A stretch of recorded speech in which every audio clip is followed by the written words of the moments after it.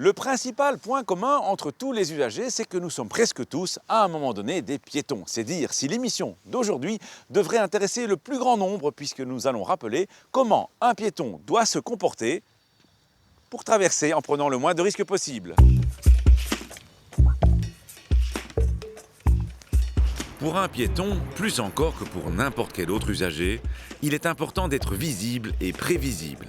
Commençons par le visible. Un piéton doit être conscient qu'il verra toujours mieux les usagers motorisés que l'inverse.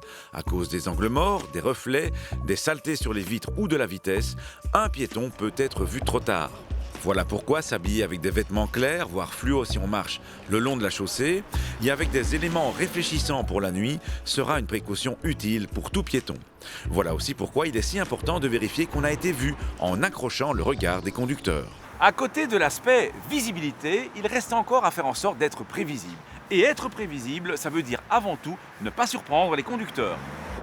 Et pour ne pas surprendre un conducteur, un piéton qui va traverser doit se souvenir de différentes choses. Rappelons tout d'abord que quand il existe un passage pour piétons à moins de 30 mètres environ, il faut faire le détour pour l'emprunter.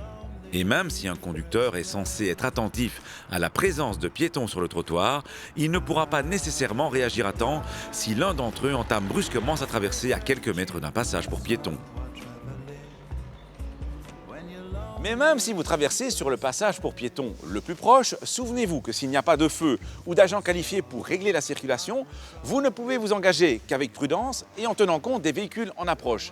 En clair, si un véhicule est trop près pour s'arrêter en toute sécurité, vous ne pouvez pas vous jeter sous ses roues. C'est le bon sens même, mais ça ne semble pas être compris par tous les piétons. Et puis, à la fois pour votre sécurité et pour la fluidité du trafic, où que vous traversiez, il faut le faire perpendiculairement à l'axe de la chaussée, puisqu'ainsi vous allez diminuer le temps que vous passerez sur la chaussée. Pour les mêmes raisons que vous traversiez sur un passage pour piétons ou non, et même quand vous vous trouvez sur un trottoir traversant, le code de la route vous demande de ne pas vous attarder sans nécessité. Tout ça, c'est le bon sens même.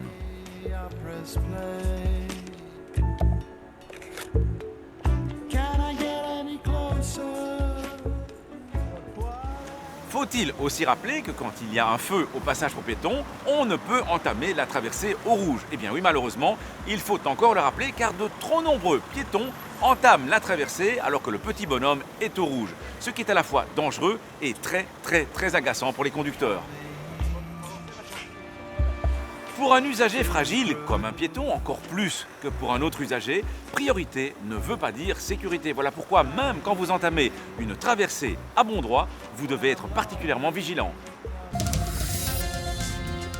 Vous avez peut-être déjà observé ce signal routier dans votre commune, mais que signifie-t-il ? Historiquement, le signal F45 de voie sans issue est établi lorsque le chemin est interrompu ou lorsque, par exemple, les communes décident d'établir des dispositifs au centre de la chaussée pour interrompre la circulation de transit.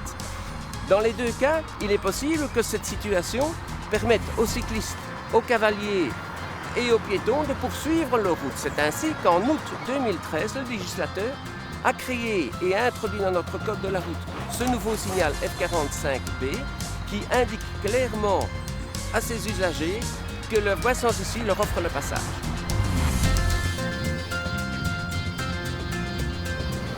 À la semaine prochaine et d'ici là, bonne route!